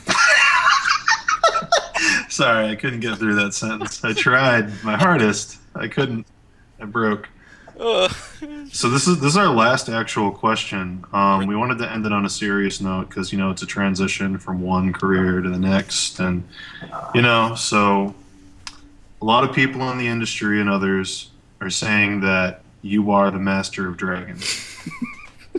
Do you think that this is a fair assessment of your work to date, or do you think it's too pigeonholed? Would you also say that you're the master of other such mythological beasts? For example, manticores, wyverns, or colossal golems? Motherfucker, dude. I had to throw it in. That's no dragons. I don't even draw that good at dragons, man. I mean, a lot of concept artists today work in the industry on games, but very few have games made about them. Would you like to talk about how cool it was to have the Super Nintendo hit King of Dragons made about your life? Oh, Is that cool, seeing yourself in the game? it was I believe it could have been done a little bit better, but they were working with the limitations at the time. So. Good answer. That was our last actual question. I don't know if you want to save this stream and shoot the shit and just talk, or what should we do? Well, I definitely got to save it, so I'll just wrap it up now, and then we'll continue on. And if you gotta go, we'll just go. Well, yeah. Well, I don't. Well, I don't. I have a lot of free time right now. He's So. home. We can. He has nowhere to be. No one cares. All right. Well, thanks. I am Eeyore. He's done. Or Laura Linney. Thanks a lot, Dan. You're welcome. Yeah. I Thanks. couldn't Thanks find- to you for making me fucking I Lipton. Oh, couldn't Son find of a any bitch. image. I couldn't find any image of James Lipton talking to somebody that wasn't a girl. So you had to be Laura Linney. I'm sorry. I love how Chelsea's like, that's never gonna happen. I hope not. That was a nightmare. I know you like ruined my future. Anyways, thanks everybody for coming and watching this. I hope everything was fine for everybody out there. I had a great time here, so I always have a great time with you guys. Yeah, thanks for coming on, man. It was really cool. Yeah. And for anyone listening, if you enjoyed this, we have a bunch more on Dave's YouTube channel. They might still be on demand. I know the Marco one is. But join us next week. We're going to be talking with Bjorn Huri. He's going to be coming on. Awesome. You guys know him. He's awesome. It's going to be a really cool talk. Awesome. He's in the chat right now. Bjorn Huri is an old friend of mine. I saw in the chat, we used to open canvas sketch together. There you go. OC. So check out the Crimson Daggers forum. I'm going to be putting up a question submission thread like we did for Kekai. This is working really well, by the way, guys. Thanks for the questions. This is a much better way to do it. Yeah, it's good. So I'm going to put that up tonight. You can ask any question you want. Do research on Bjorn's career. He's a cool guy. It's going to be really fun. So thanks again, Kekai. Yeah, Thank thanks. you guys. Yeah, and go to crimsondaggers.com, click on the forum to find out more about the group if you want to join up. So, yeah, thanks for coming. Stay on if you're watching this live. Yep. Yep, we'll be shooting the shit.